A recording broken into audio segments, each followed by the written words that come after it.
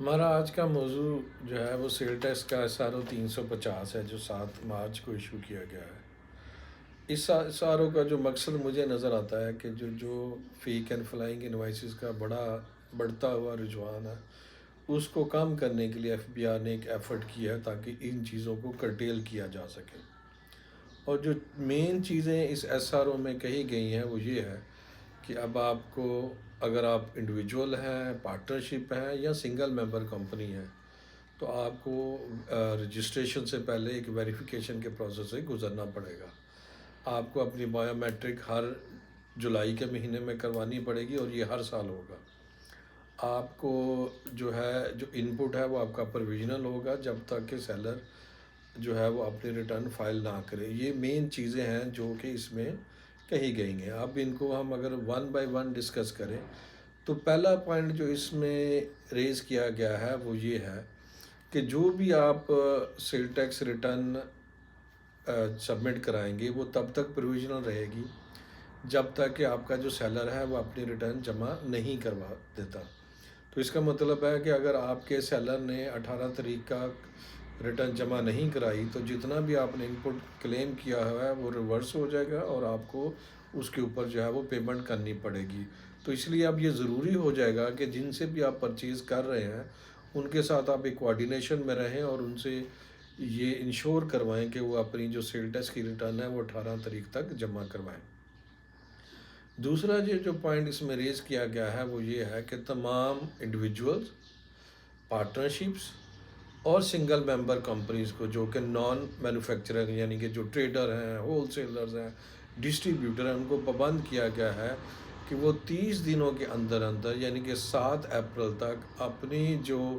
Balance sheet ہے یا جو اپنا کیپٹل ہے وہ ڈکلیئر کریں تاکہ یہ دیکھا جا سکے ایف بی آر کی طرف سے کہ وہ جو بزنس والیوم ڈکلیئر کر رہے ہیں اور جو اپنا کیپٹل انہوں نے ڈکلیئر کیا ہے اس میں کوئی ڈسپیرٹی تو نہیں ہے۔ اور ایک یہ ریسٹرکشن لگائی گئی ہے کہ اگر آپ کا سیلز ٹرن اوور آپ کے کیپٹل کے 5 گنا سے زیادہ ہوگا تو پھر آپ کو اپنی ریٹرن جمع کرانے کے لیے کمشنر سے اپروول لینی پڑے گی۔ یعنی کہ ایسے بزنسز جہاں والیوم کم ہے، ٹرن اوور زیادہ ہے، ان کے لیے یہ ایک پرابلم بن سکتی ہے کہ وہ جیسے جتنے بھی سروس اورینٹڈ سیکٹر ہے وہاں پہ جو کیپٹل کی اماؤنٹ ہے وہ نامنل ہوتی ہے،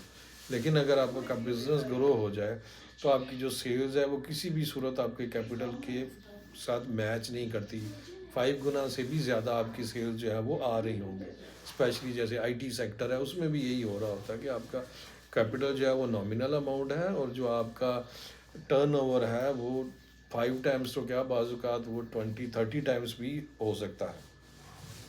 یہ ایک ایسا ایشو ہوگا جو کہ بہت سارے بزنس مین کے لیے پرابلم کریٹ کرے گا۔ دوسری جو بات اس میں اب یہ کہی گئی ہے، آج کی ڈیٹ میں ایک فیسیلیٹیشن یہ کی گئی تھی کہ جب بھی آپ کو کمپنی رجسٹرڈ کراتے ہیں یا پارٹنرشپ رجسٹرڈ کراتے ہیں تو آپ کا جو این ٹی این ہے جیسے سیل ٹیکس ہے وہ آٹو جنریٹ ہو جاتا ہے، جو کہ ایک ایز آف ڈوئنگ بزنس کا معیار تھا۔ لیکن اب یہ بڑھتے ہوئے فیک اینڈ فلائنگ انوائسز کے ٹرینڈ کو ختم کرنے کے لیے یہ کیا گیا ہے کہ جتنے بھی انڈیویجول ہوں گے، پارٹنرشپ ہوں گی یا ایسی سنگل ممبر کمپنیز ہوں گی جو کہ مینوفیکچرر نہیں ہیں تو ان کے لیے ضروری کیا گیا ہے کہ جب تک جو لوکل ٹیکس آفس ہے وہ ان کے پرٹیکولرز کو ویریفائی نہیں کرے گا ان کو سیل ٹیکس رجسٹریشن جو ہے وہ نہیں دی جائے گی۔ یہ آج سے چند سال پہلے بھی یہ کنسیپٹ ایگزسٹ کرتا تھا جب جو سیل ٹیکس کا رجسٹریشن کا پروسیس ہے وہ ویریفیکیشن کے ساتھ لنک تھا، لیکن اس وقت لوگوں کی یہ شکایت تھی کہ جی جو سیل ٹیکس کا عملہ ہے وہ رشوت مانگتا ہے، وہ کوآپریٹ نہیں کرتا، جو رجسٹریشن ہے وہ بڑی لیٹ ہو جاتی ہے۔ اسی وجہ سے یہ ایک ایز آف ڈوئنگ بزنس کے معیار کے طور پہ اس پروسیس کو ختم کیا گیا اور یہ پروسیس لایا گیا تھا کہ جیسے ہی آپ کی کمپنی رجسٹریشن ہوگی تو آپ کا این ٹی این اور سیل ٹیکس اسی وقت جنریٹ ہو جائے گا۔ سیل ٹیکس کا بعد میں آپ جو ہے وہ بایو میٹرک ویریفیکیشن کرا سکتے ہیں۔ لیکن اب یہ پروسیس جو ہے انڈیویجولز کے لیے، پارٹنرشپ کے لیے اور سنگل ممبر کمپنیز جو کہ نان مینوفیکچرنگ ہیں جیسے ٹریڈر ہیں، ہول سیلر ہیں، ڈسٹریبیوٹرز ہیں، امپورٹر ہیں، ان کے لیے یہ کمپلسری کر دیا گیا ہے کہ وہ پہلے اپنی ویریفیکیشن کروائیں گے اور پھر ہی جا کے ان کی جو ہے وہ رجسٹریشن ہوگی۔ اور اس کے ساتھ ایک اگلا سٹیپ یہ ہوگا کہ آپ ہر سال جولائی کے مہینے میں جا کے اپنی جو بایو میٹرک ویریفیکیشن ہے وہ کرائیں گے۔ انڈیویجول کی صورت میں جو سول پروپرائٹر اونر ہے وہ جائے گا، پارٹنر کی صورت میں کوئی ایک پارٹنر جا سکتا ہے، اور سنگل ممبر کمپنی کی صورت میں جو بھی سنگل ممبر کمپنی کا ڈائریکٹر ہے یا چیف ایگزیکٹو ہے وہ جا کے اپنی بایو میٹرک ویریفیکیشن جو ہے وہ کروائے گا۔ یہ اس لیے میری رائے میں کیا گیا ہے کہ بہت سارے کیسز میں یہ دیکھنے میں آیا ہے کہ جو فیک فلائنگ انوائسز کا کام ہے اس میں اینڈ میں پتہ یہ لگتا ہے کہ جس نام سے انوائسز ایشو کی جا رہی ہیں وہ بندے ایگزسٹ نہیں کرتا، یا وہ ہوتا ہی نہیں، یا اس بیچارے کو فوت ہوئے کافی عرصہ ہو چکا ہوتا ہے اور اس کے نام کی انوائسز جو ہیں وہ مارکیٹ میں بک رہی ہوتی ہیں۔ تیسرا جو سٹیپ ہے وہ پروویژنل سیل ٹیکس ریٹرن ہے۔ یہ جو کنسیپٹ کیا گیا ہے یہ بھی اسی پرابلم کو کنٹین کرنے کے لیے کیا گیا ہے۔ یہ کنسیپٹ یہ ہے کہ جب آپ اپنی ریٹرن جمع کروائیں گے تو وہ ایک پروویژنل ریٹرن ہوگی، جب تک کہ ڈیو ڈیٹ کے اوپر جتنے بھی آپ کے سپلائر ہیں وہ اپنی ریٹرن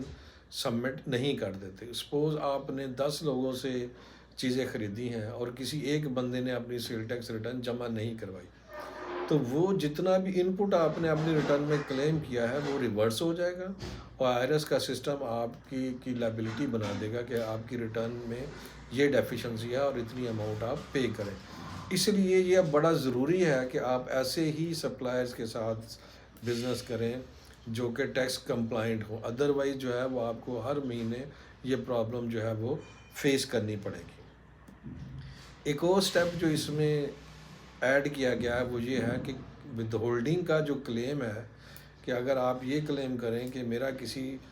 کسٹمر نے ٹیکس ود ہیلڈ کر لیا ہے، وہ اتنی دیر تک کلیم نہیں ہو سکے گا کہ جب تک آپ اس سے ریلیٹڈ سیل کو ڈکلیئر نہیں کرتے۔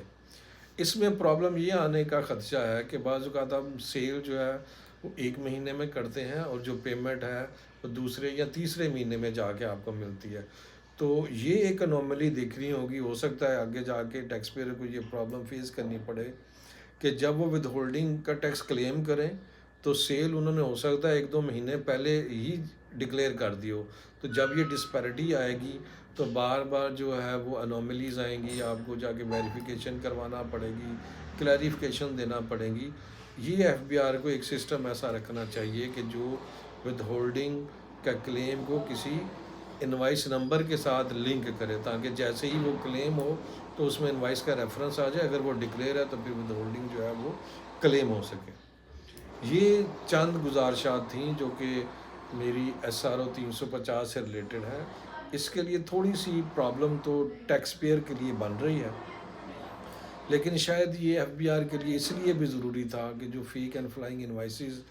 کا پرابلم ہے وہ دن بدن جو ہے وہ بڑھتا جا رہا ہے۔ میری طرف سے آپ سب لوگوں کا بہت شکریہ۔